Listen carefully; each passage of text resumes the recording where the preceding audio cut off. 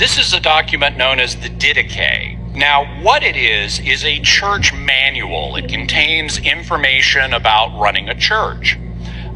It's anonymous, although it is widely regarded as encapsulating the teaching of the 12 apostles.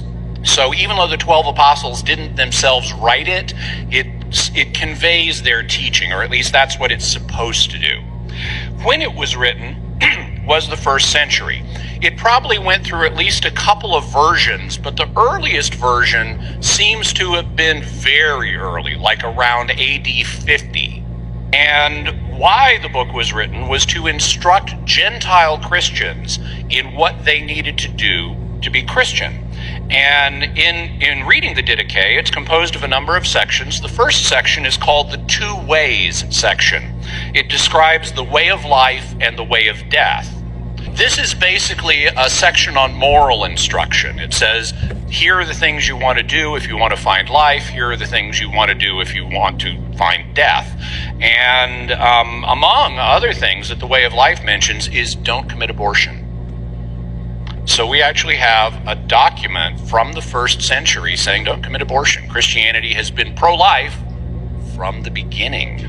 It then has a section on baptism. It has another section on prayer that focuses on the Lord's Prayer. It's got a section on the Eucharist, how to discern true or false teachers, apostles, and prophets. A section on appointing church officers like bishops and deacons, and then it ends with a section called the Little Apocalypse, which is about the future. There are a bunch of interesting things in the Didache. This is a passage, I wanted to show you this because it illustrates some of the fascinating things that helped me when I was first checking out what did the early Christians believe that can shed light on the New Testament. This passage was an example of that. This passage deals with baptism. And in it, the Didachist, that's what scholars call whoever wrote the Didache, the Didachist says, now concerning baptism, baptize as follows. After you have reviewed all these things, baptize in the name of the Father and of the Son and of the Holy Spirit. So take that, Oneness Pentecostals. None of this Jesus-only business. In the name of the Father and of the Son and of the Holy Spirit in running water. But if you have no running water, then baptize in some other water. And if you are not able to baptize in cold water, then do so in warm.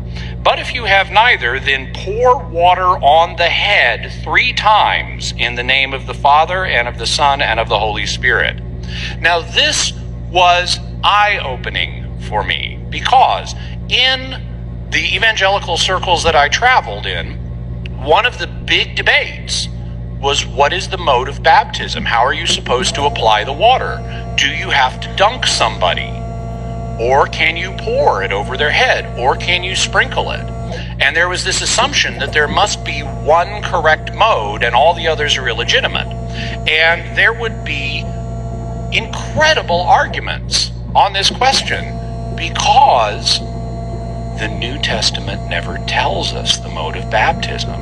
And so folks would have to look at very subtle implications and shades of word meaning to try to figure it out because there's just no passage telling us. The books of the New Testament expect you, the reader, to already be a Christian, and so they expect you, the reader, to already know how you got baptized, and they never bother telling you. They expect us to look to the practice of the church to tell us what the mode or modes of baptism are.